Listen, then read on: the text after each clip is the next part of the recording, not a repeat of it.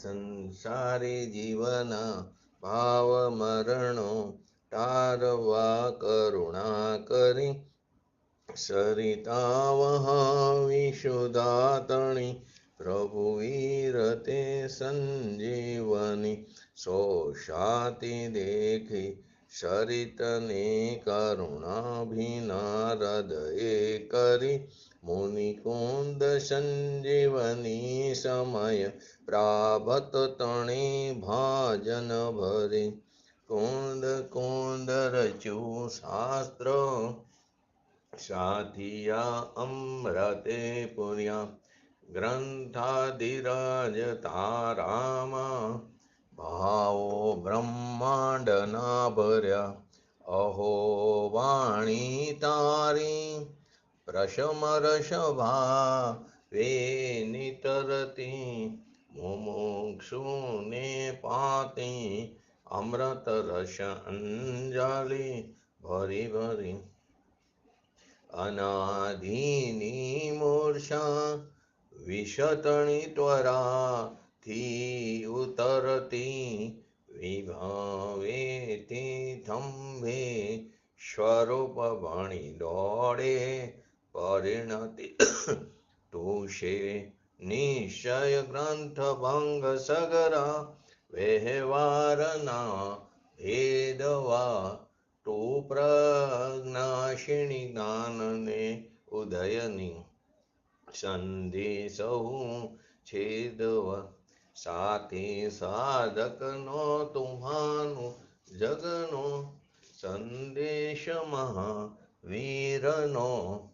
વિષામો ભવક્લાંતના હૃદયનો તું પંથ મુક્તિ તણો.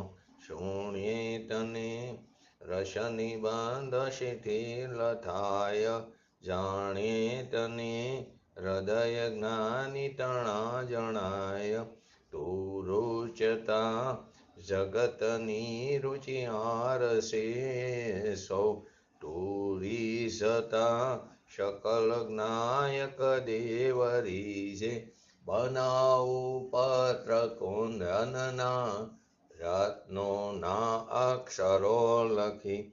તથાપિ કુંદ સૂત્રોના અહંકાએ મૂલ્ય ના કદી. તથાપિ કાનવાણીના અહંકાએ મૂલ્ય ના કદી. નમો લિંગટાણં નમો સિદ્ધાણં નમો આયરણં નમો વજ્રણં નમો વૈષ્ણવસાવણં. ચત્તારી મંગલમ અર્હ્યંતઃ મંગલમ સિદ્ધા મંગલમ શાહો મંગલમ કેવલી પંતો ધમ્મ મંગલમ. ચત્તારી લોગટમાં અર્હ્યંતા લોગટમાં સિદ્ધા લોગટમાં શાહો લોગટમાં કેવલી પંતો ધમ્મ લોગટમાં. ચત્તારી શરણ ભોજામી અર્હ્યંતે શરણ ભોજામી સિદ્ધે શરણ ભોજામી શાહો શરણ ભોજામી કેવલી પંતો ધમ્મ શરણ ભોજામી. ઓમ નમો અર્હ્યંતાણમ.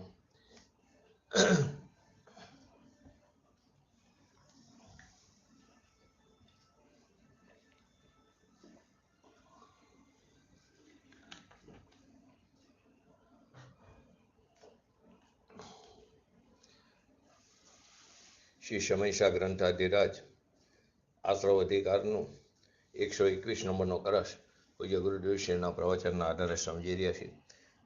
બે કરસ બતાવ્યા છે, એની અંદર શુદ્ધ નેયનો મહિમા બતાવ્યો છે. પહેલા કરસની અંદર 120 નંબરમાં શુદ્ધ નેયના આશ્રયથી થતા લાભની વાત છે, અને બીજા કરસની અંદર શુદ્ધ નેયથી ચ્યુત થવાથી થતી હાનિથી આચાર્ય ભગવંતને અપ્રતિબદ્ધ શિષ્યને પરિચિત કર્યો છે. તો પહેલા 121 નંબરનો કરસ આપણે પ્રચ્યુતય શુદ્ધ નયત પુનરેવ યેતુ રાગાદિ યોગ મુપયાંતિ વિમુક્ત બોધા તે કર્મ બંધમિહ વિભ્રતિ પૂર્વબદ્ધ દ્રવ્યાશ્રવે કૃત વિચિત્ર વિકલ્પ જાલમ. જીવ શુદ્ધ નયથી ચ્યુત થઈ ફરી રાગમાં જોડાય છે ને આત્મજ્ઞાન રહિત થઈને જીવ જે વર્તે કરે તે પૂર્વ સંચિત આશ્રવોથી કર્મબંધ નવો કરે, જે બંધ વિવિધ પ્રકારના વિધ ભેદ સહિત છે. આ કરસની અંદર જેઓ શુદ્ધ નીતિ ચ્યુત થાય તેઓ કર્મ બાંધે છે. જગતની અંદર જેઓ શુદ્ધ નીતિ ચ્યુત થઈને ફરીથી રાગાદીના સંબંધને જે જોડે છે એટલે કે પામે છે, એવા જીવો કે જેમણે જ્ઞાનને છોડ્યું છે, પોતાના સ્વભાવથી ચ્યુત થયા છે, એવા થયા થકા પૂર્વબદ્ધ જે દ્રવ્ય આશ્રવો છે એ વડે કર્મબંધને ધારણ કરે છે. જેમણે જ્ઞાનને છોડ્યું છે, જે રાગાદીના સંબંધને પામે છે, રાગાદીના સંબંધને જેણે છોડ્યો હતો અને સ્વભાવને જોડ્યો હતો, તે ફરીથી સ્વભાવને છોડીને રાગાદીને જોડે છે. એવા જીવો પૂર્વબદ્ધ જે દ્રવ્ય આશ્રવો છે, સત્તામાં પીડાતા તે સ્થિતિ પૂરી થતા ઉદયમાં એવા અનુભવ આપ્યો તો તેની અંદર રાગ દ્વેષાદી કરે છે, એના વડે એ કર્મબંધને ધારણ કરે છે. ત્યાં પૂર્વે બાંધેલું દ્રવ્ય કર્મ તે નિમિત્ત છે.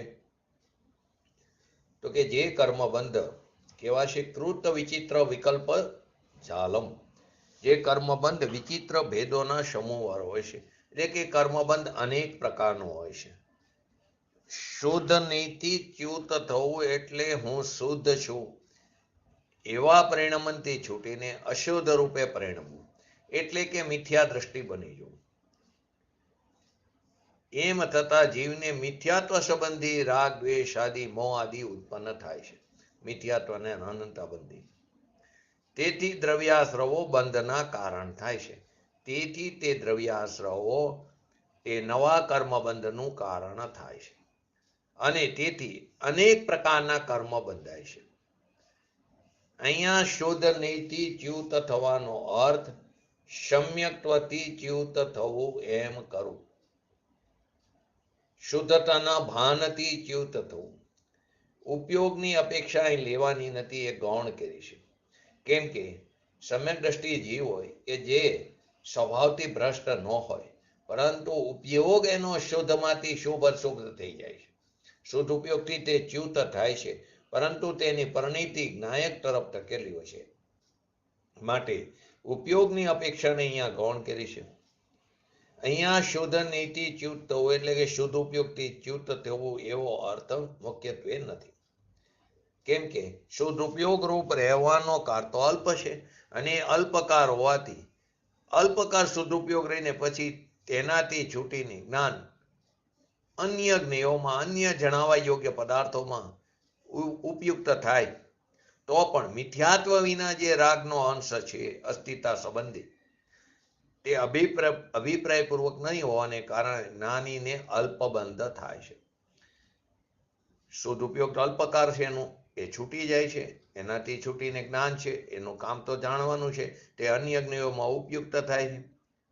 તો પણ મિથ્યાત્વ વિના જે અસ્થિતા સંબંધી ચારિત્ર મોહ સંબંધી જે રાગનો અંશ છે તે અભિપ્રાયપૂર્વક તેનો માલિક ન હોવાને કારણે જ્ઞાનીને માત્ર અલ્પબંધ થાય છે, અને તે અલ્પબંધ તે સામાન્ય સંસારનું અનંત સંસારનું કારણ નથી. માટે અહીંયા ઉપયોગની મુખ્યતા નથી.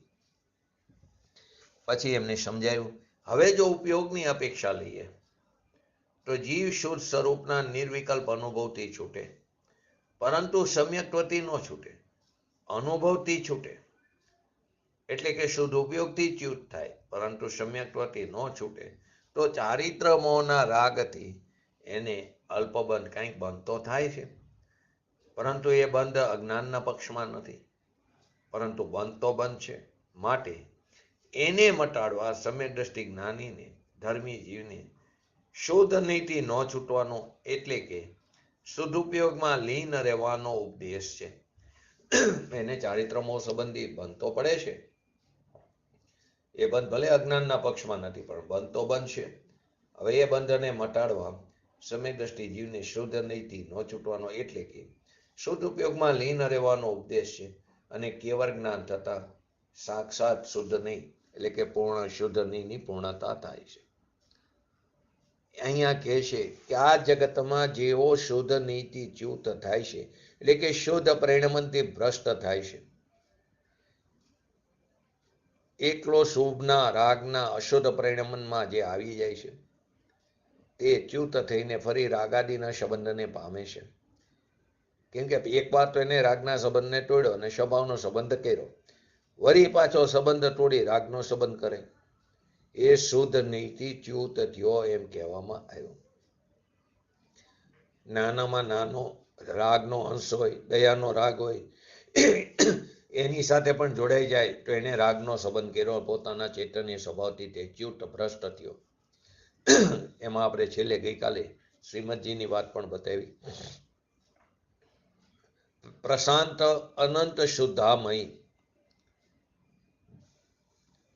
પ્રણમો વપદ તે વર્તે જયતે, સુખધામ અનંત સુશાંત અહીં, સુખધામ અનંત સુશાંત જઈ. આ છેલ્લી લીટી એમની.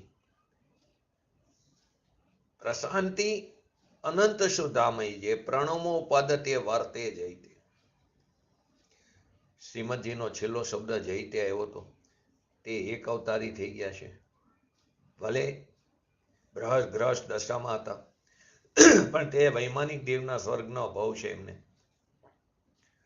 અન્ય લોકો ઘણા એમ કે એ તો મનુષ્ય, એમનો હવેનો ભાવ મનુષ્ય છે, મહાવિદ્યની અંદર એ ગયા છે અને ત્યાં કેવર જ્ઞાન પણ વિચરે છે. તે તદ્દન જૂઠી વાત છે, સિદ્ધ નથી, સિદ્ધ થતું નથી. તે અહીંથી વૈમાનિક દેવનો સ્વર્ગ, વૈમાનિક દેવ એ થયા છે, સ્વર્ગના દેવ થયા છે, ત્યાંથી આવીને મનુષ્ય થઈને મોક્ષ પામશે, તે જ પર્યાયમાં. માટે એક અવતારી કીધા. અહીંથી મહાવિદેહમાં ગયા, ત્યાં એ કેવર જ્ઞાન લઈને વિચરે છે, તદ્દન ખોટી વાત છે. કેમ તો શમકીથી મરીને આ કારે, શમકીથી મરીને મનુષ્ય થાય જ નહીં. સમ્યક દર્શન સાથે મનુષ્ય, કેમ કે ક્ષાયિક શમકીતપણું નથી ને, અને ક્ષાયિક શમકીતપણું કેવરી અને શ્રુત કેવરીની હાજરીમાં થાય છે. તો કેવરી શ્રુત કેવરીનો વિરહ છે, તો ક્ષાયિક શમકીતપણું પ્રગટ નથી થતું. તો અહીંથી સમ્યક દર્શન સાથે કોઈ જીવ મનુષ્ય થાય જ નહીં. એ તો સમ્યક દર્શન સાથે એમનું મરણ થયું, માટે તે વૈમાનિક દેવના સ્વર્ગ થયા. કેમ કે ભરત ક્ષેત્રના શમકીથી વૈમાનિક દેવ સિવાય ક્યાંય ન જાય. જો એને પેલા તિર્યંશનું આયુષ્ય બંધાઈ ગયું હોય, મનુષ્યનું આયુષ્ય બંધાઈ ગયો અને પછી સમ્યક દર્શન થાય, તો એ ભોગભૂમિના દેવ થાય. અને ત્યાંથી ભોગભૂમિના દેવ જે મિથ્યા દ્રષ્ટિ હોય, એ ભોગભૂમિમાં મનુષ્ય કે તિર્યન થાય, ત્યાંથી તે ભોગભૂમિનો તિર્યંશ હોય કે મનુષ્ય હોય, જો સંકિતી હોય તો એ વૈમાનિકમાં જાય, અને મિથ્યા દ્રષ્ટિ હોય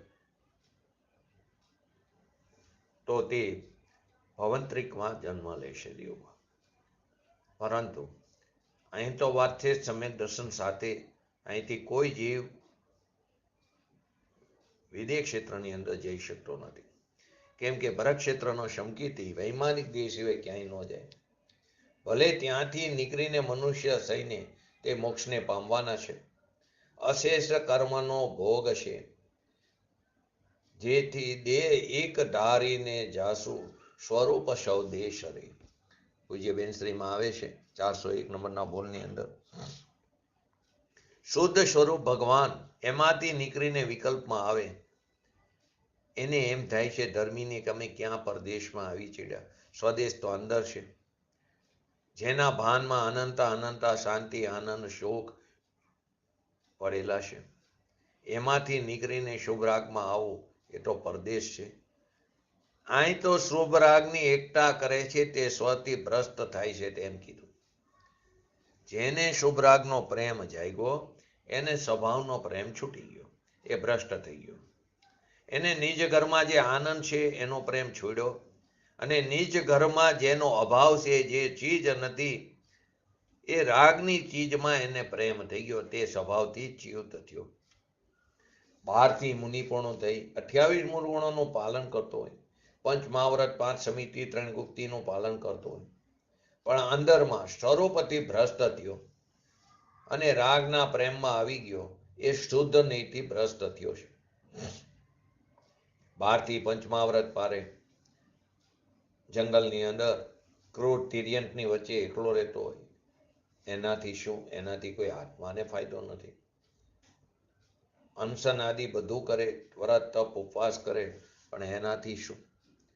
અહીં કહે છે પહેલું સમ્યક દર્શન થયું તું અને વળી છૂટી ગયું.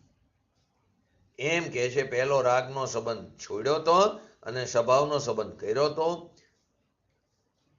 એને સ્વભાવનો સંબંધ છોડી દીધો અને ફરીથી રાગનો સંબંધ કર્યો. પાછો જે પરઘર છે ત્યાં આવીને પડ્યો, નિજ ઘરમાંથી ખસી ગયો. પોતાનો ભગવાન આત્મા જે સુખધામ ત્યાંથી ખસી ગયો અને રાગના ધામમાં રસિક થઈ ગયો. રાગના રસ ચડ્યા એ સ્વભાવથી ભ્રષ્ટ થયો. જગતમાં જેવો શુદ્ધ નીતિ ચ્યુત થઈને, એટલે કે શુદ્ધનું પરિણમન છોડીને અશુદ્ધના પરિણમનમાં આવી ગયા. એટલે કે રાગાદી રૂપી અશુદ્ધ પરિણમન એવા સંબંધને પામે છે એવા જીવો કે જેમણે જ્ઞાનને એટલે કે આત્માને છોડી દીધું. ભગવાન જ્ઞાન સ્વરૂપ એને વિમુક્ત એટલે છોડી દીધું. રાગનો રસીલો રાગના પ્રેમની અંદર રોકાઈ ગયો. લોકોને એકાંત લાગે, સોનગઢનું એકાંત છે. મિથ્યા દ્રષ્ટિ એકાંત છે, ખરેખર મિથ્યા એકાંત. વ્રત તપ ભક્તિ પૂજા મુનિની બહારની ક્રિયાઓ અને એને મુનિ માને તો એ સાચો કેવી વાત છે. મુનિપણાને સ્વરૂપને મુનિપણાના સ્વરૂપને ભ્રષ્ટ કરી નાખ્યું. બહારની ક્રિયાઓ પરથી ધર્માત્માનું મૂલ્યાંકન નક્કી કરી નાખ્યું. ગમે તેવા જંગલમાં એકલો રહેતો હોય, એકલો જંગલમાં આવીને આહાર લઈને પાછો એકલો જંગલમાં ચાલ્યો જાય, એવી ક્રિયા પણ આપણે અનંત વાર કરી ચૂક્યા છે. એ કોઈ નવી ચીજ નથી. જુવાન અવસ્થા હોય, શરીર સાથ આપતું હોય તો એ જંગલમાં પડ્યો રહે ને જંગલમાંથી આ રાગ રહિત સ્વરૂપ છે એની ખબર ન મળે. વિકલ્પ ઉઠે, રાગ ઉઠે, એનો રસીલો થઈ ગયો, એ સ્વરૂપથી ભ્રષ્ટ થઈ ગયો. એટલે કે જ્ઞાનથી એટલે કે આત્માથી છૂટી ગયો. એવા જીવ એવા થયા થકા પૂર્વબદ્ધ દ્રવ્યાશ્રવ, પૂર્વબદ્ધ જે દ્રવ્યાશ્રવ સત્તામાં પડ્યા હતા એ કર્મબંધને ધારણ એનું નિમિત્ત પામીને નવો કર્મનો બંધ પડે છે. કેમ કે રાગનો પ્રેમ થયો એટલે પૂર્વના કર્મના બંધનો સંબંધ થયો, એને નવા કર્મ બંધાશે. જ્ઞાનીને બંધાતા નહોતા એ હવે બંધાશે એમ કે, કેમ કે રાગના રસમાં પડ્યો છે. રાગના રસમાં પૂર્વના કર્મના નિમિત્તને એને રાગ આપ્યો. નિમિત્ત જે હતું એ નિમિત્તનું નિમિત્તભૂત રાગ થયો એટલે નવા કર્મ બાંધે છે. જ્ઞાનીને આશ્રવ અને બંધનો નકાર કર્યો તો એ અલ્પ આશ્રવ અલ્પ બંધ છે એને ગૌણ કરીને એમ કીધું એને નથી, સર્વથાની વાત નથી. છે એને અસ્થિતા સંબંધી રાગ અને દ્વેષ અને એને અનુસરીને અલ્પ સ્થિતિ અનુભાગ બંધ પડે છે, પરંતુ તેને ગૌણ કરીને એમ કીધું એને નથી.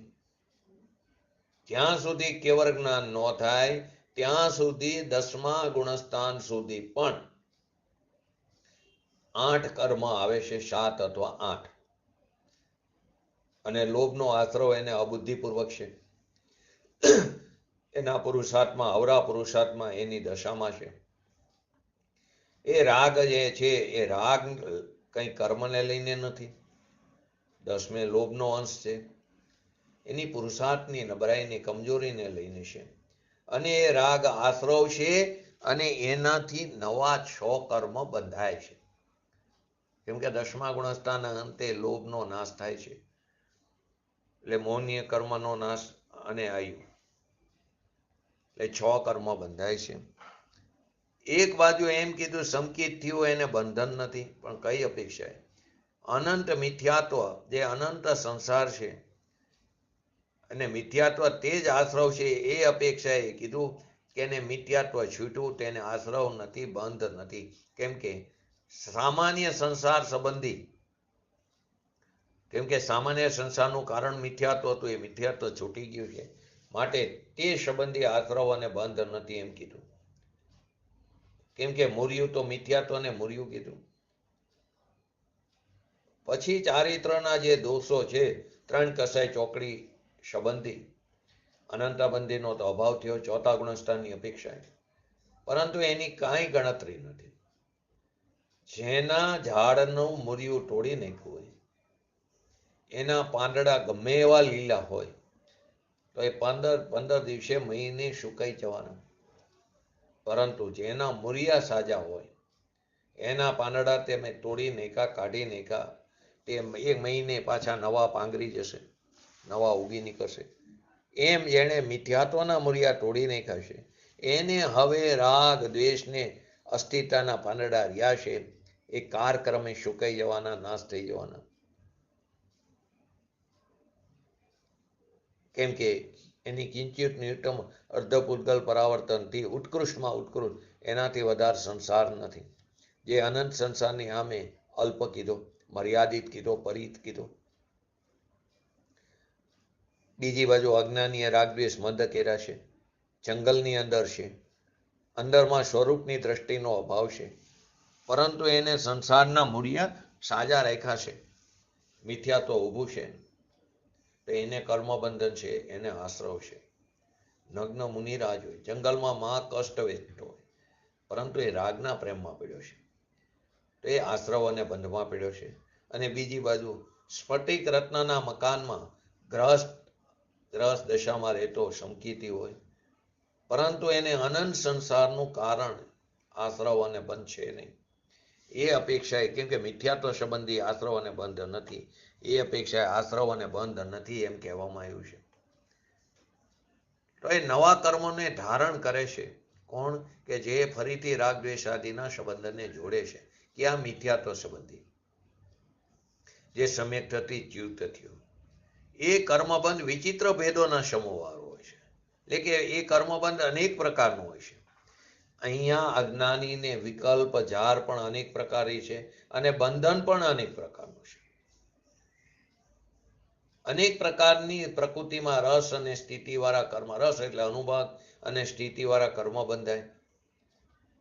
જ્ઞાનીને કર્મબંધની ના પાડી, અને અહીંયા આવા અજ્ઞાની જંગલમાં વસતા હોય, ઓલા જ્ઞાની સ્ત્રી કુટુંબમાં ગ્રહ દશામાં હોય, આ જ્ઞાની જંગલમાં વસતા હોય, સ્ત્રી કુટુંબને છોડ્યા હોય, જંગલમાંથી બહાર આવે અને એક વખત ભોજન ખાતો હોય, પણ એ રાગના પ્રેમમાં પડ્યો છે, રાગનો રસીલો થયો છે.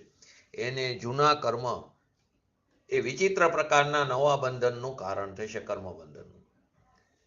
કારણ કે રાગ થઈ ગયો ને, મૂર્યું સાજુ રહ્યું. જ્ઞાનીને રાગ છે, એ રાગ અસ્થિરતાનો છે, એ મૂળ નથી, કેમ કે એને મૂર્યું મિથ્યાત્વનો મૂર્યાને બારી નાખ્યું છે. એથી એ રાગને હવે જવાને વાર નથી, ટરવાને વાર નથી. તેથી તેને બંધ અને આશ્રવ નથી, અને અજ્ઞાનીને બંધ અને આશ્રવ છે. એટલે કે એ કર્મબંધ વિચિત્ર ભેદોના સમૂહવાળો અનેક પ્રકારનો હોય છે.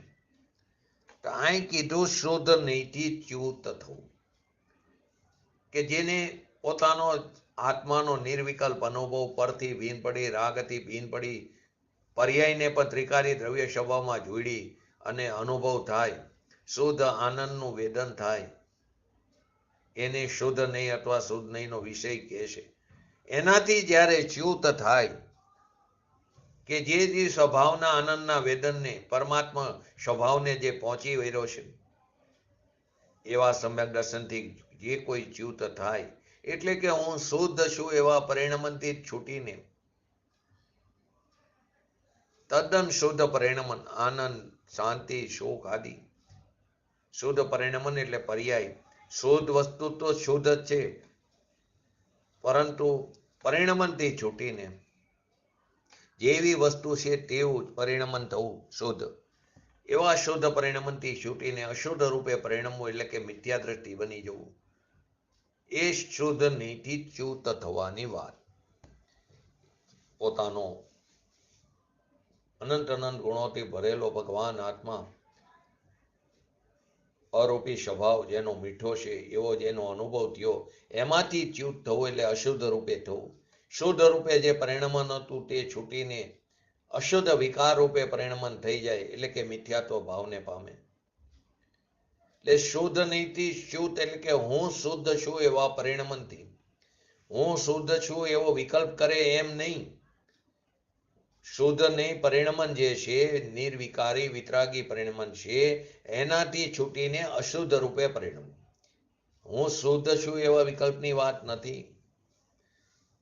અશુદ્ધ રૂપે પરિણમવું એટલે કે મિથ્યા દ્રષ્ટિ બની જવું.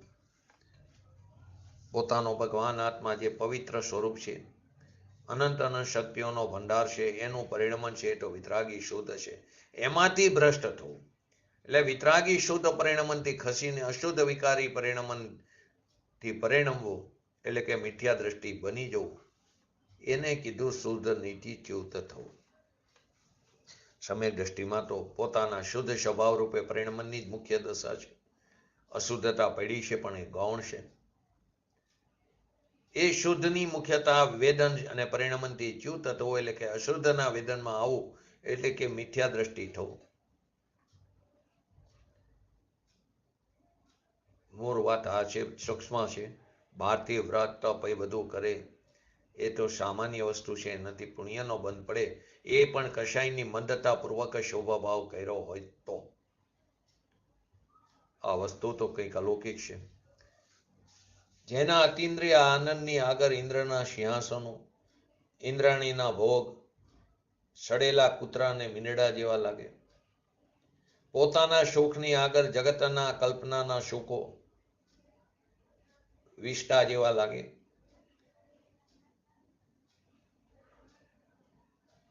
એમ જીવને મિથ્યાત્વ સંબંધી એટલે કે પહેલા રાગ નહોતો, સમકીતીને રાગ નહોતો એમ કીધું હતું કે મિથ્યાત્વ સંબંધીને રાગ અને દ્વેષ નહોતા, અને એ હવે અહીંયા એના સંબંધીના રાગાદી ઉત્પન્ન થાય છે. તેથી દ્રવ્યાશ્રવો કર્મબંધના કારણો થાય છે. એટલે જૂના દ્રવ્યાશ્રવ એ કર્મબંધનું કારણ થાય છે. તેથી અનેક પ્રકારના કર્મ બંધાય છે. આ રીતે અહીંયા શુદ્ધ નીતિ ચ્યુત થવાનો અર્થ શુદ્ધતાના ભાનથી ચ્યુત થવું. ભલે એનો ઉપયોગ રાગમાં ગયો હોય પણ શુદ્ધ પરિણમનથી ચ્યુત ન થયો હોય. ઉપયોગ કદાચિત રાગમાં ગયો હોય, શુભ થયો હોય કે અશુભ થયો હોય, પરંતુ શુદ્ધ ચૈતન્યના પરિણામથી ચ્યુત થયો નથી. પોતાની શુદ્ધ ચૈતન્યને બરાબર પકડ્યું છે, એનાથી ચ્યુત થયો નથી. અહીં તો સમકીતીને રાગ થતો નથી એમ જ કેવું છે, પરંતુ જરી અસ્તિત્વનો છે એ થતો નથી. એટલે કે શુદ્ધ સ્વરૂપનું પરિણમન જ એને છે. માટે ઉપયોગની અપેક્ષા અહીંયા ગૌણ કીધી છે કે રાગાદીમાં સંકિતનો ઉપયોગ જાય એ વાત ગૌણ છે. કેમ કે પોતાના શુદ્ધ સ્વરૂપની પ્રતીતિનો અનુભવ થયો એનાથી તે ચ્યુત થયો નથી. ઉપયોગમાં રાગ આવે એ વાત અહીંયા ગૌણ કરી દીધી છે. અને રાગ આવે માટે શુદ્ધ સ્વરૂપથી ચ્યુત થયો એમ વાત નથી. શુદ્ધ સ્વરૂપથી ચ્યુત થયો તો ત્યારે કહેવાય કે અશુદ્ધ પરિણમન.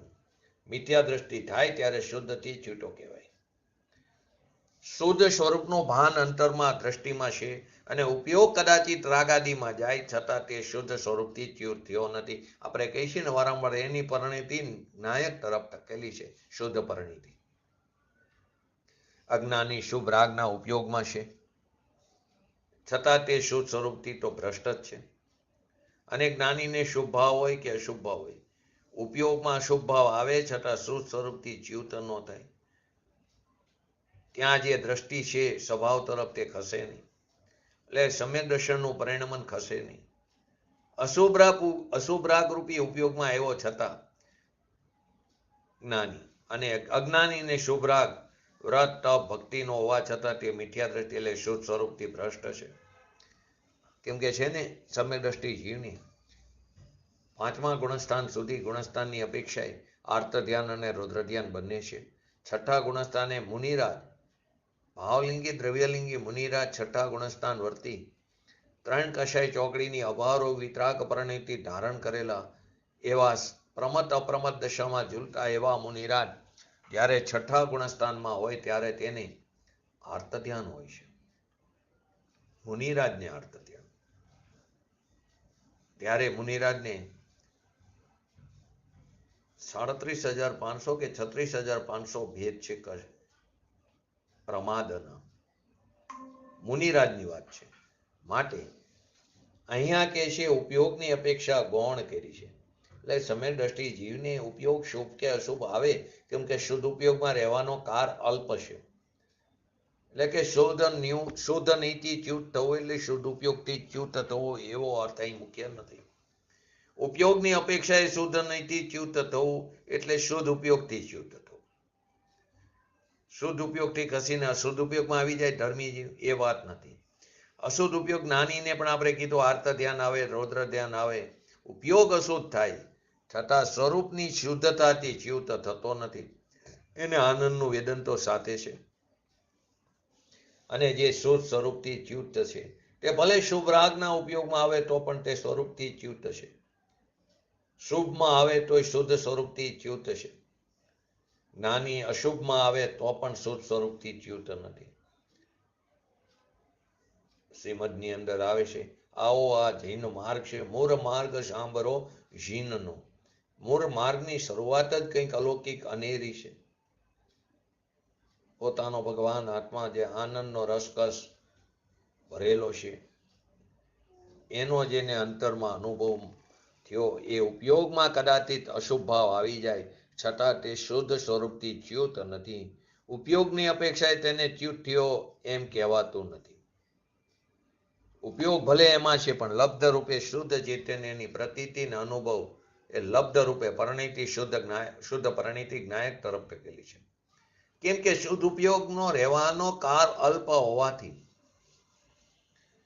પોતાનો જે શુદ્ધ આનંદ સ્વભાવ એમાં ઉપયોગ અંદર રહ્યો ધ્યેય બનાવીને ત્યાં રહેવાનો કાર અલ્પ છે. વિશેષ કાર રહી ન શકે.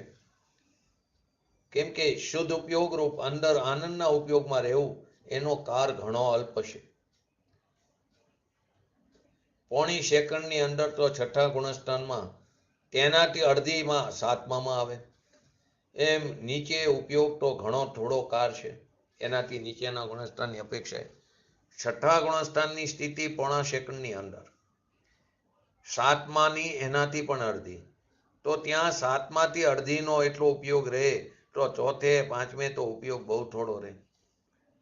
ભલે અસંખ્ય સમય રહે, સમય અસંખ્ય રહે. સેકન્ડની અપેક્ષાએ સમય તો ખૂબ નાનો ભાગ છે. કેમ કે એક સેકન્ડની અંદર અસંખ્યાત સમય છે. તો અસંખ્ય સમય ભલે રહે પણ રહે થોડો સમય, એટલે થોડો વખત જ રહે. એટલી ઉપયોગની અપેક્ષાએ ભ્રષ્ટ થવું એમ અહીંયા નથી. ચારિત્ર દોષમાં અસ્થિર થયો પણ વસ્તુમાં અસ્થિર થયો નથી. કેમ કે એને શુદ્ધ ચૈતન્યના મોરિયા પકડેલા છે. એટલે અલ્પકાર શુદ્ધ ઉપયોગ રહીને તેનાથી છૂટીને એમનું જ્ઞાન અન્ય જ્ઞેયોમાં ઉપયોગતા થાય, જ્ઞાનીની વાત છે, તો પણ મિથ્યાત્વ વિના, એટલે કે પોતાનું શુદ્ધ ચૈતન્ય સ્વરૂપ છે એને ધ્યેય બનાવીને ઉપયોગ ત્યાં રહે, એ અલ્પકાર રહે, ત્યાંથી છૂટીને ઉપયોગ રાગમાં આવે, તે અન્ય જ્ઞેયોમાં ઉપયોગત થાય. સ્વજ્ઞેયમાં જે ઉપયોગ હતો એ તો સંકિતીને પણ થોડો કાર રહે છે. પછી અન્ય જ્ઞેયોમાં ઉપયોગત થાય, કેમ બીજા પણ જાણવા યોગ્ય પદાર્થો છે એની અંદર ઉપયોગ જાય, તો પણ મિથ્યાત્વ વિના જે રાગનો અંશ છે તે અભિપ્રાયપૂર્વક નહીં હોવાથી. અભિપ્રાયપૂર્વક એટલે રુચિપૂર્વક એ રાગ કરવા લાયક છે અને એ રાગ મારું સ્વરૂપ છે એવો અભિપ્રાય ધર્મીને હોતો નથી. આ વાત જિનેન્દ્ર ભગવાનની દિવ્ય ધ્વનિમાં આવી. એટલે કે મિથ્યાત્વ વિના જે રાગનો અંશ છે તે અભિપ્રાયપૂર્વક એટલે રુચિપૂર્વક નથી. ધર્મીને અશુભ રાગ આવે, શુભ રાગ આવે, છતાં તેની રુચિ નથી, અભિપ્રાય નથી, પોષણ નથી, આવે પણ એ બુદ્ધિ આવે. એટલે જ્ઞાનીને માત્ર અલ્પબંધ થાય. કેમ કે અભિપ્રાયપૂર્વક રાગ નથી, એનો માલિક નથી, રાગનો રાગી નથી. તેથી એને રાગ આવે અને અલ્પ બંધન, અલ્પ સ્થિતિ પડે, અને એ અલ્પબંધ સંસારનું કારણ નથી. સંસારનું કારણ તો મિથ્યાત્વ છે, અને આને મિથ્યાત્વનો અભાવ છે. એને કદાચ અલ્પ એકાદ બે ભાવ હોય પરંતુ એને ગણતરીમાં લીધા નથી. એ જ્ઞાનનું મેય છે. પોતાના ચૈતન્ય સ્વભાવની દ્રષ્ટિવંતને અનુભવીને થોડો રાગ આવે પણ એ રાગ અભિપ્રાયપૂર્વક નથી, તેથી તે અનંત સંસારનું કારણ નથી. અલ્પ સ્થિતિ બંધાય એટલો આવે અન્ય જ્ઞેય છે ને. સ્વજ્ઞેયમાંથી ખસીને બહાર આવ્યો તો અન્ય જ્ઞેયમાં ઉપયુક્ત થાય એનું જ્ઞાન, પરંતુ સ્વભાવથી ચ્યુત થતો નથી. તો જ્ઞાનીને પણ અલ્પબંધ થાય છે, પરંતુ એ અલ્પબંધ સંસારનું કારણ નથી, કેમ કે એને મિથ્યાત્વ અને અનંતાબંધીનો અભાવ છે. સૂક્ષ્મમાં સૂક્ષ્મ રાગનો અંશ અંદર જેને છે, એની જેને મીઠાશ છે, રાગ છે તે મારું કર્તવ્ય, મારું સ્વરૂપ છે, એવું જે શલ્ય પડ્યું છે, 3 શલ્ય છે ને. ક્યાં ક્યાં હે 3 શલ્ય?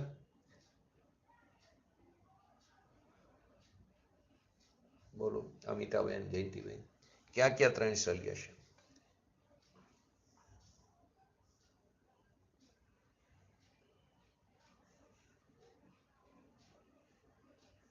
મિથ્યાત્વ, માયા અને નિદાન. તો અહીંયા મિથ્યાત્વ શલ્ય પડ્યું છે અંદર. અને જ્ઞાનીને રૌદ્ર ધ્યાન જેવો ભાવ પણ 4થે 5મે આવે, છતાં એનો ઉપયોગ ભલે પરજ્ઞેયમાં ગયો, લબ્ધિ દ્રષ્ટિ સ્વરૂપથી ખસી નથી. તેથી તેનો રસ અને સ્થિતિ અલ્પ બંધાય છે. માટે અહીંયા ઉપયોગની અપેક્ષાને મુખ્ય નથી ગણી. ઉપયોગથી ખસી જવું એ તો સંસાર છે, એ અહીંયા મુખ્ય નથી. ઉપયોગથી ખસી જવું તો સંસાર છે, એ વાત અહીંયા નથી. અનુભવમાં પ્રતીતિ થઈ એનો ઉપયોગ કદાચિત રાગમાં જાય, પરંતુ એની મુખ્યતા નથી. હવે જો ઉપયોગની અપેક્ષા લઈ તો શુદ્ધ સ્વરૂપના નિર્વિકલ્પ અનુભવથી છૂટે, પણ અનુભવથી ન છૂટે, એટલે કે સમ્યક્ત્વથી ન છૂટે. નિર્વિકલ્પ અનુભવથી છૂટે, સમ્યક્ત્વથી ન છૂટે, તો એને ચારિત્ર મોહના રાગથી કંઈક બંધ થાય છે. તે બંધ જોકે અજ્ઞાનના પક્ષમાં નથી, તો જ્ઞાનીને થોડો રાગ થાય છે, પણ તે અજ્ઞાનના પક્ષમાં નથી, અજ્ઞાનની ધારામાં નથી. બંધ તો બંધ છે જ, પણ અહીંયા અત્યારે ઉપયોગની અપેક્ષા નથી લીધી, એટલે એને બંધ નથી એમ કીધું. એને હવે ઉપયોગ અસ્થિર થાય છે, માટે તેને મટાડવા માટે અસ્થિરતા સંબંધી જે રાગદ્વેષાદી ત્યાં એને મટાડવાને, એટલે ઉપયોગમાં પણ રાગ આવે ને મટાડવાને ધર્મી જીવ સ્વરૂપ તરફ ઉપયોગને પણ વારવા પ્રયત્ન કરે, વૃત્તિને જ્ઞાન તરફ ધારવા પ્રયત્ન કરે છે, આત્મા તરફ. લબ્ધરૂપ તો પ્રગટ્યું છે, પણ ઉપયોગ જે રાગમાં જાય છે એને પણ અંતરમાં વારવા પ્રયત્ન કરે છે. એટલે પોતાના સ્વભાવના જોરે રાગ દ્વેષનો નાશ કરે, એટલે કે ફરી ઉત્પન્ન ન થાય એ વાત કરે છે. આત્મા શું છે તેના તરફ ધરી જવું, તેને પડખી જવું, તેના પડખે ચડી જવું, રાગના પડખેથી છૂટી જવું. માટે બંધ તો બંધ જ છે, માટે તેને મટાડવાને સમય દ્રષ્ટિ જ્ઞાનીને શુદ્ધ નીતિ ન છૂટવાનો, એટલે કે શુદ્ધ ઉપયોગમાં લીન રહેવાનો ઉપદેશ બતાવ્યો છે. એમાં દયાદાનનો વિકલ્પ પણ ઉઠાવો નહીં. સ્વરૂપમાં, શુદ્ધ સ્વરૂપમાં એકાકાર થઈને રહેવું, ઉપયોગને બહારમાં ન લઈ જવો, એવો અહીંયા ઉપદેશ આપ્યો છે. અને એને કેવળ જ્ઞાન થતા, શુદ્ધિની પૂર્ણતા થતા સાક્ષાત શુદ્ધ નહીં થાય છે. શુદ્ધ નહીં તો કેવળ જ્ઞાન થાય છે. તો કેવળ જ્ઞાન થતા સાક્ષાત શુદ્ધ નહીં, એટલે એને અંતરમાં ઉપયોગને વારવો એ રહેતું નથી, કેમ કે એ થઈ ગયો, પૂર્ણ થઈ ગયો, પૂર્ણ શુદ્ધ થઈ ગયો, પરમાત્મા દશા એટલે કે કેવળ જ્ઞાન એને થઈ ગયું. તો આ પ્રકારે 121 નંબરના કળશને આપણે પૂજ્ય ગુરુદેવશ્રીના પ્રવચનના આધારે સમજ્યા. હવે આશ્રવ અધિકારના છેલ્લા 2 ગાથા અને કળશ આપણે લઈએ.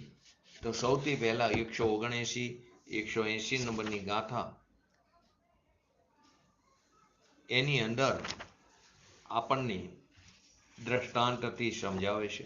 તો પહેલા એનું હરિગીત જોઈ લઈએ. 179-180.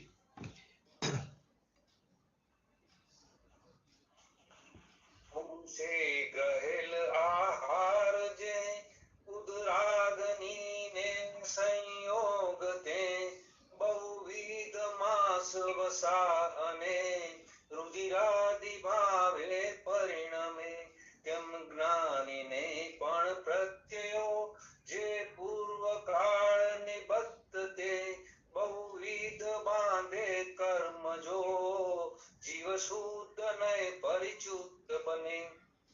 જેવી રીતે પુરુષ વડે ગ્રહણ કરવામાં આવેલો આહાર એ ઉદારાગ્નિના સંયોગથી અનેક પ્રકારે માંસ, ચરબી, લોહી વગેરેમાં પરિણમિત થાય છે, વિષ્ટા રૂપે પરિણમિત થાય છે. તેવી રીતે શુદ્ધ નીતિચ્યુત જ્ઞાની જીવોના પૂર્વબદ્ધ દ્રવ્યાશ્રવ અનેક પ્રકારના કર્મ બાંધે છે. જેવી રીતે ખોરાક લીધો હોય તે લોહીમાં, માંસમાં, ચરબીમાં વગેરેમાં પરિણમિત થાય છે.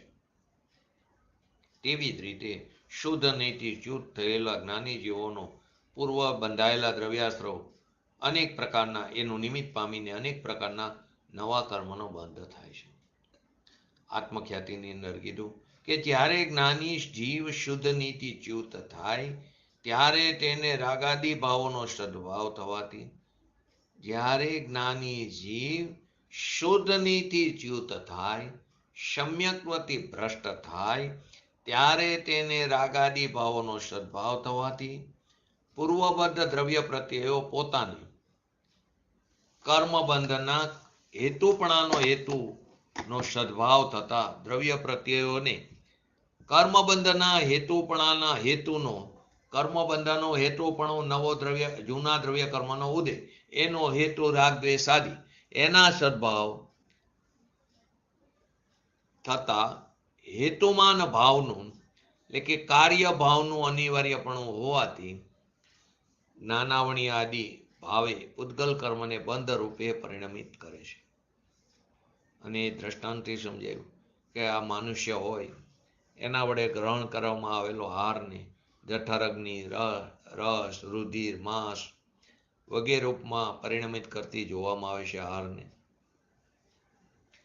પુરુષ વડે કરવામાં આવેલા આહારના ઉદાહરણના માધ્યમથી એ રીતે બતાવ્યું કે જેવી રીતે ગ્રહેલા આહાર જે છે, ગ્રહણ કરેલો આહારને જઠરાગ્નિ જ લોહી, માંસ આદિના રૂપમાં પરિણમિત કરે, આહારને જઠરાગ્નિ જ લોહી, માંસ, રુધિર આદિના રૂપમાં પરિણમિત કરે, તેવી રીતે પૂર્વબંધ દ્રવ્ય પ્રત્યયો એટલે પૂર્વકાળમાં બાંધેલા દ્રવ્ય કર્મ જ એ જ કારમાન વર્ગણાઓને જ્ઞાનાવણીય આદિ કર્મ રૂપમાં પરિણમિત કરે છે.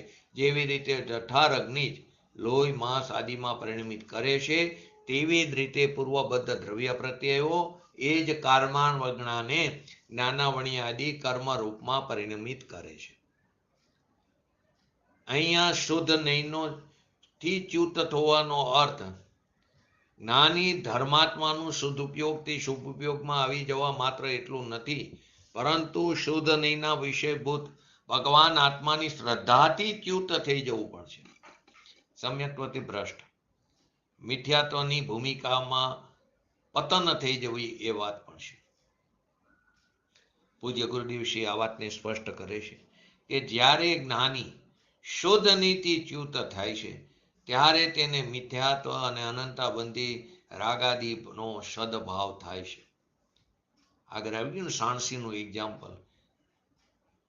સાણસીને ઘડીકમાં ભઠ્ઠીમાં મૂકો, ગરમ થાય, પાછું પાણીમાં મૂકો, ઠંડી થાય, ઠંડુ ગરમ, ઠંડુ ગરમ, એમ સમ્યક્ત્વથી ભ્રષ્ટ થાય. મિથ્યાત્વમાંથી સમ્યક્ત્વમાંથી મિથ્યાત્વમાં અસંખ્ય વાર આવજા થાય છે. તો કે જ્યારે જ્ઞાની શુદ્ધ નીતિ ચ્યુત થાય ત્યારે તેને મિથ્યાત્વ અને અનંતાબંધ સંબંધી રાગાદી ભાવોનો સદભાવ થાય છે. જ્યાં સ્વભાવની રુચિ છૂટી, જ્યાં સ્વભાવથી રક્તપણું હતું એ છૂટી ગયું, અને વિભાવથી જે વિરક્તપણું હતું ત્યાં રક્તપણું થઈ ગયું, તો સ્વભાવથી વિરક્તપણું થઈ ગયું, એને રાગની રુચિ થઈ, તો ત્યાં તેને ફરીથી મિથ્યાત્વ અને અનંતાબંધી સંબંધી રાગ દ્વેષ થવા માંડે છે. રાગાદી ભાવોનો સદભાવ થયો એ રાગાદી ભાવનો સદભાવનો અર્થ અહીંયા મિથ્યાત્વ અને અનંતાબંધી સંબંધી રાગ દ્વેષનું ઉત્પન્ન થવું તે છે. અહીં કેવળ અસ્તિત્વના રાગની વાત નથી, અહીંયા મિથ્યાત્વ અને અનંતાબંધી સંબંધી રાગ દ્વેષનું ઉત્પન્ન થવું તે છે. અહીંયા તો હું ચૈતન્યમય છું એવા અભિપ્રાયથી ભ્રષ્ટ થઈને હું રાગ છું એવો અભિપ્રાય થયો, ત્યાં તે શુદ્ધ નૈતિ ભ્રષ્ટ થઈ ગયો. ભલે વ્યવહારમાં કઠોર ક્રિયાકાંડ કરતો દેખાય, પરંતુ જો અંતરમાં ભ્રષ્ટ થઈ ગયો તો તેને નવીન કર્મ બંધ અવશ્ય થાય છે. પહાડમાં ક્રિયાકાંડ કરતો દેખાય. કઠોર દ્રવ્યલિંગી મુનિ પણ હોય. યથા યોગ્ય 28 મુરગુણો, 5 મહાવ્રત, 5 સમિતિ, 3 ગુપ્તિનું પાલન કરતો દેખાય. એની ચામડી ઉતેડો તો હુંકારો પણ ન થાય એવું કડક ચારિત્રનું પાલન કરતો દેખાય. પોતાના માટે બનાવેલો ચોખાનો આહાર પણ ન લે. આવો કઠોર ક્રિયાકાંડ કરતો દેખાય.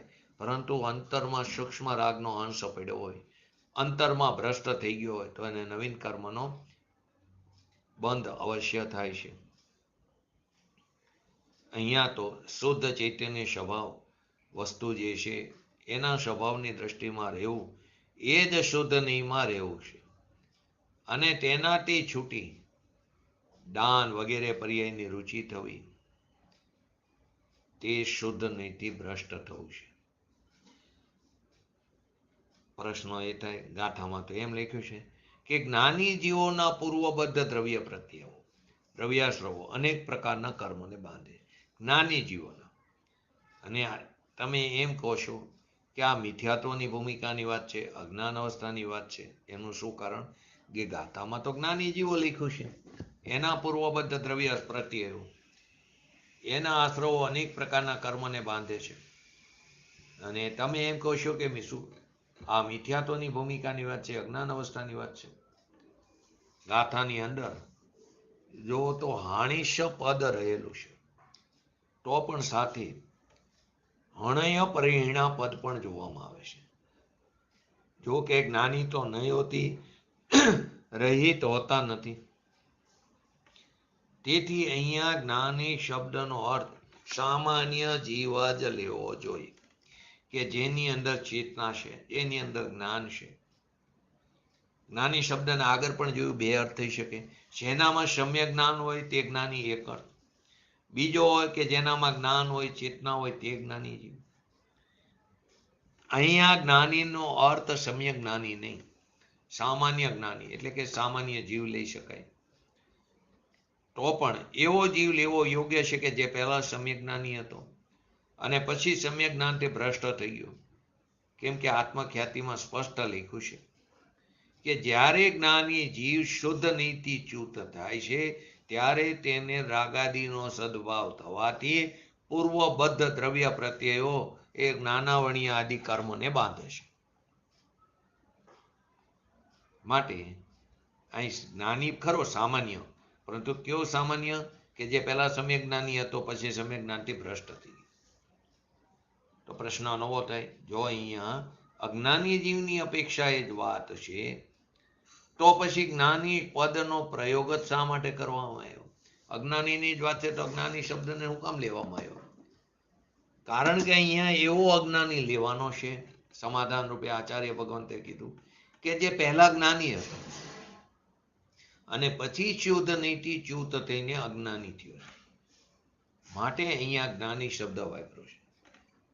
આચાર્ય જયસેનજીની તાત્પર્ય વૃત્તિ ટીકામાં સ્પષ્ટ શબ્દમાં લખ્યો છે, અહીંયા જ્ઞાની શબ્દનો અર્થ ચેતના, ચૈતન્ય લક્ષણ વાળો અજ્ઞાની જીવ લેવો, વિવેકી જ્ઞાની જીવને.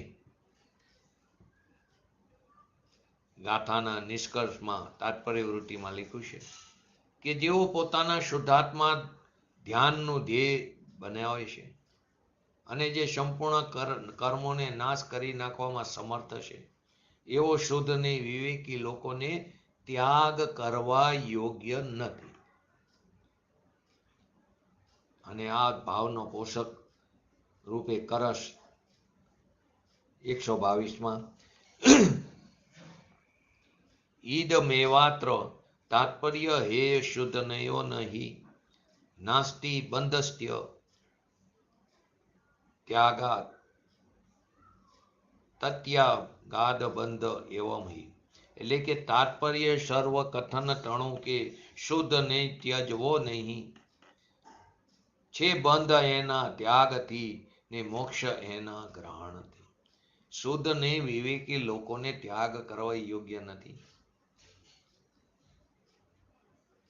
એનું તાત્પર્ય શું થયું કે શુદ્ધની ત્યાગ કરવા યોગ્ય નથી, કારણ કે તેના અત્યાગથી કર્મનો બંધ થતો નથી અને તેના ત્યાગથી જ બંધ થાય છે.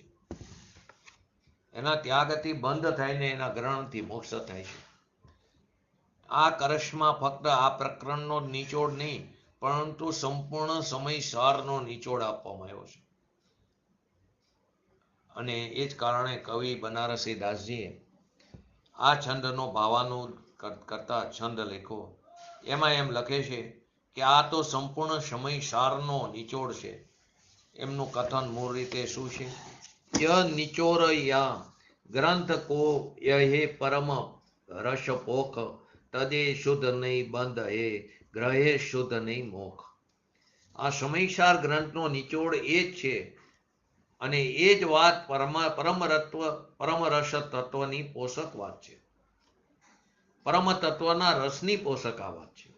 શુદ્ધ નહીંનો વિષયભૂત ભગવાન આત્મા એના ત્યાગથી બંધ થાય છે અને તેના ગ્રહણથી મોક્ષની પ્રાપ્તિ થાય છે, અતિન્દ્રિય આનંદની પ્રાપ્તિ થાય છે, આત્માના અસંખ્ય પ્રદેશે આનંદનો ભોગવટો થાય છે. માટે આ વાત એકલા સમયસારના નિચોડની જ વાત નથી, પરંતુ સંપૂર્ણ જીનાગમનો નિચોડ જ આ છે. ભગવાનની દિવ્ય ધ્વનિનો પણ નિચોડ આ જ છે. પૂજ્ય ગુરુદેવશ્રી આ કળશ ઉપર પ્રવચન કરતા કહે છે, આ કળશમાં તો માખણ જ ભર્યું છે.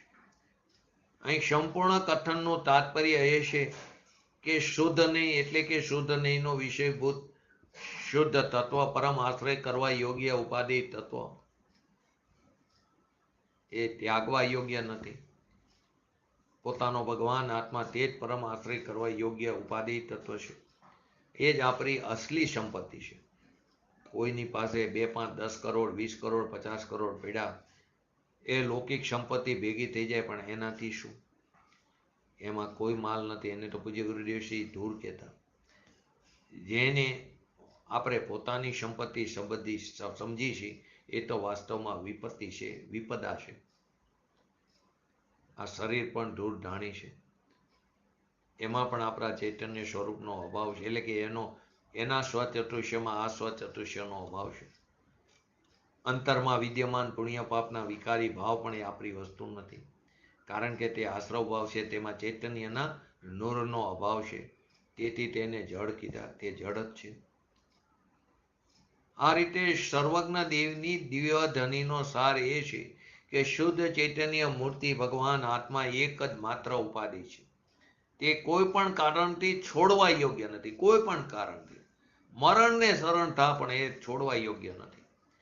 તથા જે રાગને અનાદિથી પર્યાયમાં તે ઉપાધિ માની રાખ્યો છે, આપણે અનાદિકાળથી શુભાશુભ ભાવને, શુભ ભાવને ખાસ તો એમાં ધર્મ માનીને બેઠા છે.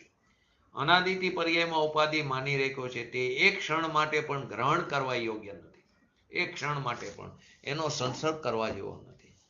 6 ધારાની અંદર પણ આ વાતને બતાવી છે. લાખ વાત કી વાત એહી નિશ્ચય ઉર લાવો, તોય શકલ જગ દંડ ફંદ નીત આત્મ ધ્યાવ. આચાર્ય ભગવાન કહે છે, હે જીવ, વધારે કહેવાથી શું લાભ છે? લાખો વાતની એક જ વાત છે. તમે શુદ્ધ નહીંના વિષયભૂત ભગવાન આત્માને હૃદયમાં ધારણ કરો, એમાં જ પોતાપણો અહમપણો સ્થાપિત કરો. જગતના બીજા દંડ ફંદોને છોડીને, ક્રિયાકાંડોને છોડીને, ક્રિયાકલાપોને છોડીને એકમાત્ર નિજ ભગવાન આત્માનું ધ્યાન કરો, કારણ કે વાસ્તવિક ધર્મ તો તે જ છે. શુદ્ધાત્માના વિષયભૂત આ ભગવાન આત્માનું જ્ઞાન, ધ્યાન અને શ્રદ્ધા એ સિવાયના જે પણ ક્રિયાકાંડ છે તે ધર્મના નામ પર થવાવાળા આડંબર છે. એ બધાને દ્વંદ ફંદ કીધા.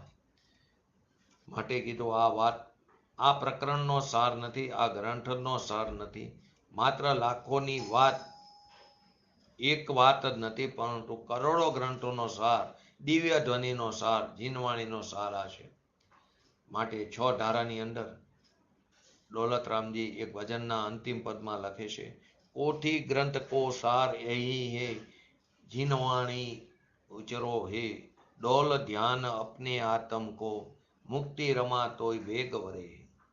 દોલતરામજી એમ કહે છે, ભાઈ આ વાત કરોડો ગ્રંથોનો સાર છે અને જીનવાણીમાં પણ એમ કહેવામાં આવ્યું છે, આપણે આપણા ભગવાન આત્માનું ધ્યાન કરો. એવું કરવાથી મુક્તિરૂપી જે રમા છે, એ સુંદરી છે, એને આપણે વરસશું. મુક્તિરૂપી કન્યાની ઈચ્છા આરાધના કરવાની આવશ્યકતા નથી. જે જાતે આવીને જો પર્યાયની ઈચ્છા કરશું, પર્યાય આવે તો નહીં આવે, તો વિકલ્પ ઉત્પન્ન થશે. માટે તો સોગાનીજી કે આવવું હોય તો આવે, ન આવવું હોય તો ન આવે. એ પર્યાય તેના સ્વકાર્ય આવ્યા વગર નથી રહેવાની. તો મુક્તિરૂપી કન્યાની ઈચ્છા અથવા આરાધના કરવાની આવશ્યકતા નથી. તે જાતે આવીને આપણી ગરામાં વરમાળા પહેરાવશે, આપણને વરસે. ધ્યાનમાં રહે કે મુક્તિની ઈચ્છા રાખવાવાળાને મુક્તિ નથી મળતી, પરંતુ શુદ્ધ નહીંના વિષયભૂત ભગવાન આત્માનો આશ્રય કરવાવાળાને મુક્તિની પ્રાપ્તિ થાય છે. આ રીતે કરસની અંદર પણ શુદ્ધ નહીંના વિષયભૂત નિજ ભગવાનનો આત્માનો આશ્રય લેવાની જ પરમ પાવન પ્રેરણા આપવામાં આવી છે. ને આ જ વાતને દ્રઢતા રૂપે પ્રદાન કરનાર આગળનો 123 નંબરના કરસની રચના કરી, જેની વિશેષ ચર્ચા આપણે આવતીકાલના સ્વાધ્યાયમાં લઈશું. આપણે પણ આપણા આ ભગવાન આત્માના આશ્રય આપણે પણ શીઘ્ર ને શીઘ્ર વિતરાગતા પ્રાપ્ત કરી એવી પરમ વિરલ ભાવના સાથે આજનું વ્યક્તિત્વ પૂરું કરું. જય જીનેન્દ્ર. જીનવાણી સ્તુતિ.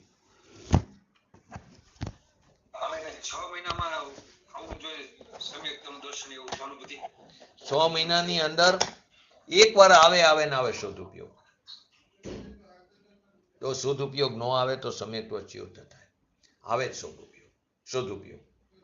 એટલા જ માટે પૂજ્ય ગુરુદેવશ્રીને એક આશ્ચર્ય થતું હતું. પોતાની અનુલક્ષીને પણ એમને એ વિચાર આવતો હોય, જે કોઈ જીવ સમ્યક દર્શન સાથે માતાના પેટમાં જાય, જે તીર્થંકર છે, 5 કલ્યાણક થવાના છે, એનો જન્મ ગર્ભ કલ્યાણક, જન્મ કલ્યાણક આદિ ઉજવાય છે. તે સમ્યક્ત્વથી ચ્યુત નથી થતા, સમ્યક્ત્વ હોય છે. તો માતાના પેટમાં 9 મહિના તો અશુચિપૂર્વક રહ્યા હોય, અશુચિમાં. તો હવે 6 મહિનામાં સદુપયોગ તો થવાનો, એ પણ નિયમ છે. એકવાર સદુપયોગ મેક્સિમમ 6 મહિનાની અંદર થાય ને થાય, તો એ 9 મહિના તો અશુચિમાં છે. કેવી રીતે આશ્ચર્ય થતું તો એનો કોઈ જવાબ નહોતો. કેવી રીતે ગમ્ય છે? મારો કહેવાનો મતલબ થયો ને, ખ્યાલ આવ્યો ને? 9 મહિના અશુચિમાં છે, લોહી માંસ આદિની અંદર. હવે એમાં એ જીવને શુદ્ધ ઉપયોગ કેવી રીતે થાય? તો એ પણ થાય છે, એ પણ સિદ્ધાંત છે. સમ્યક દર્શન સાથે આવેલો જીવ છે. આ પરક્ષેત્રની અંદર જેટલા પણ તીર્થંકરો છે, એના 5 કલ્યાણક ઉજવાય. નિયમથી એ જન્મમાં એટલે કે ગર્ભમાં સમ્યક દર્શન સાથે આવેલા છે. ભરત ઐરાવતની અંદર 5 કલ્યાણક ઉજવાય છે. વિધિની અંદર 2, 3 અને 5 કલ્યાણક ઉજવાય છે. આજે તો પ્રશ્ન બીજો શું હતો કે કેવી રીતે શુદ્ધ ઉપયોગનો કાર અલ્પ હોય છે, વધારે નથી હોતો. પાછો શુભ ઉપયોગ થાય, અશુભ ઉપયોગ થાય, પાછો શુદ્ધ ઉપયોગ થાય. એટલે ઈ ગાળામાં વચ્ચે પાછો સમ્યક દ્રષ્ટિ મિથ્યા દ્રષ્ટિ રનિંગ ચાલુ છે. ઉપયોગ વસ્તુ જુદી છે. તમે હજી પહેલા શુદ્ધ ઉપયોગમાંથી ચ્યુત થાય તો શુભ અને અશુભ ઉપયોગ થાય, પણ સમ્યક દર્શન ન પણ વમે. ધારો કે કોઈ જીવ પહેલી વાર ઔપસમિક સમ્યક દર્શન થયું, તો એક અંતર્મુહૂર્ત જ રહેવાનું. અંતર્મુહૂર્ત પછી કાં તો સાયુક્ષમિક સમ્યક દર્શન થાય, કાં એનું સમ્યક દર્શન વમી જાય,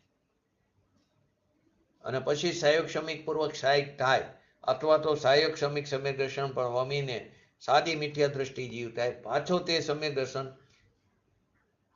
ડાયરેક્ટ સાયુક્ષમિક પ્રગટ કરી શકે. ઔપસમિકે થાય, ડાયરેક્ટ સાયુક્ષમિક પણ પ્રગટ કરી શકે, સાદી મિથ્યા દ્રષ્ટિ. પરંતુ એને ઔપસમિક હોય ને વમી ગયું, તો એને પછી ઔપસમિક જ, પછી એને ડાયરેક્ટ સાયુક્ષમિક થાય, પણ સીધો સાયુક્ષમિક ન થાય, ઔપસમિક પૂર્વક થાય. તો સમ્યક્ત્વ વમે તે ન પણ વમે. હા, એ વમી જાય અથવા તો ઉપર જાય. ઔપસમિકમાં રહેવાનો ઉત્કૃષ્ટ કાર, જગન્ય કાર એક અંતર્મુહૂર્ત જ છે.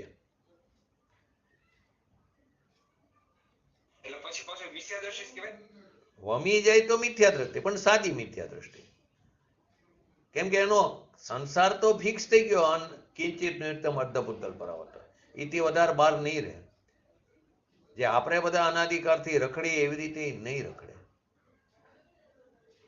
પણ સંસાર તો એનો એટલો ઊભો થઈ ગયો, બધા એટલા ભાવ કરતા નથી. કોઈ તો એક બે ભાવમાં પાછું સમ્યક્ત્વ પ્રાપ્ત કરીને પાછા મહાવીર સ્વામી ભગવાનને પહેલા ત્રિપુષ નારાયણ હતા ત્યારે સમ્યક્ત્વ થયું, અહીંયાથી છૂટી ગયું અને સીધા સિંહની પર્યાયમાં બીજી વાર થયું.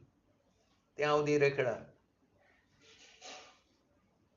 મહાવીર સ્વામી ભગવાનનું જ એક્ઝામ્પલ લો ને. ઘણા બધા વર્ષો ચાલ્યા જાય, કરોડો વર્ષો ઘણી વાર ચાલ્યા જાય જીવને. કેમ કે અહીંથી તો કોઈ સમ્યક્ત્વ સાથે જઈએ ન કે આવીએ નથી શકતું નથી આ કાળે. આ કાર્ય અત્યારે સમ્યક્ત્વ સાથે કોઈ અત્યારે ન આવી શકે. પાંચમા કાળમાં, ચોથા કાળમાં આવે. પૂજ્ય ગુરુદેવ શ્રી, પૂજ્ય બેન શ્રી અહીં આવીને સમ્યક્ત્વ પ્રાપ્ત કર્યું. શ્રીમદ રાજચંદ્રએ અહીં આવીને સમ્યક્ત્વ પ્રાપ્ત કર્યું. અહીંથી સમ્યક્ત્વ સાથે જાય પણ વૈમાનિક દેવ થાય, મનુષ્ય ન થાય, કે નો નારકી થાય. સમ્યક્ત્વ સાથે મરીને નારકી થાય. સાહિક સમકીતી હોય તો થાય, તો સાહિક સમ્યક દર્શન તો છે નહીં અત્યારે. વૈમાનિક દેવ થાય, સમ્યક્ત્વની સાથે જાય. શ્રીમદ રાજચંદ્ર એક અવતારી છે, એકાવતારી તે અહીંથી સમ્યક્ત્વની સાથે વૈમાનિક દેવ થયા. ત્યાંથી આવીને મનુષ્ય થઈને મોક્ષ પામશે. પણ વિદેહમાં ન જાય. એટલે એમનામાં એમ વાત છે એક જગ્યાએ, એમ ઘણા લોકો એવું કે અહીંથી મનુષ્ય ત્યાં વિદેહ ક્ષેત્રમાં ત્યાં કેવળ જ્ઞાન તેને પ્રાપ્ત થયું, ત્યાં વિચરે, ત્યાંથી મૂકે. એ વાત ખોટી. સમ્યક્ત્વ સાથે વિદેહની અંદર અત્યારે ન જઈ શકે આ કારે. માટે વિદેહની ઈચ્છા ન રાખવી. કેમ કે સમ્યક્ત્વની સાથે તો વિદેહમાં જઈ નથી શકવાના. તો એનો અર્થ એમ કે મિથ્યાત્વી થઈને જવાનું, અહીંયા જઈને સમ્યક્ત્વ પ્રાપ્ત કરવાનું. તો એના કરતા તો સમ્યક્ત્વની સાથે વૈમાનિક દેવ થઈને પાછા મનુષ્ય થઈને મોક્ષ પામવું. એ પર્યાય તો જે આવેની કાર એના પ્રમાણે લખાયેલી વીજ થવાની. શું કહો છો?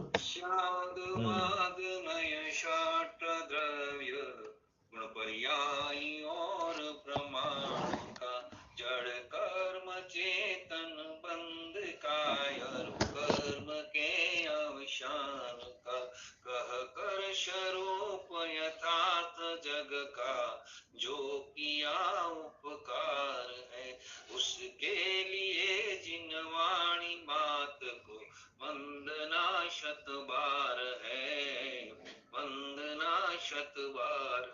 नमो रिंगटणं नमो सिद्धणं नमो हिरणं नमो वजणं नमो लेशवसवणं चत्तारि मंगलम अरिहंता मंगलम सिद्धा मंगलम शाहो मंगलम केवली पंतो धमो मंगलम चत्तारि लोगोटमा अरिहंता लोगोटमा सिद्धा लोगोटमा शाहो लोगोटमा केवली पंतो धमो लोगोटमा चत्तारि शरण भोजामि अरिहंते शरण भोजामि सिद्धे शरण भोजामि शाहो शरण भोजामि केवली पंतो धमो शरण भोजामि. बोलिए श्री पंच परमेष्टि भगवंतनो जय हो. बोलिए श्री जिनवाणी मातनो जय हो. बोलिए श्री परम पूज्य परम उपकारी श्री सदगुरु देवनो जय हो. बोलिए श्री परमूर्ति भगवती मातनो जय हो.